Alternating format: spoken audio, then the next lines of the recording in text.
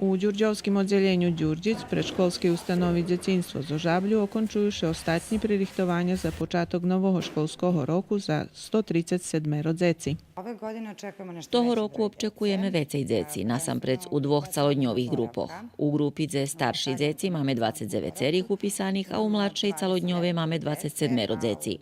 U štyroch predškolských grupoch máme v jedno 81 dzecko.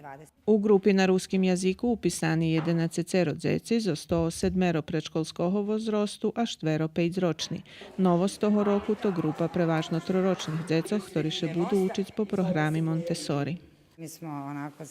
Mi zadovoljni, že nam otvorena tota Montessori grupa u ktorej dzeci uglavnim budu mať praktični aktivnosti, odnosno budu sami sebe rihtac prištik, sami odkladat sudzinu i druhe, ta mi ljedvo čekame vidjeti jak to bude vypatrac.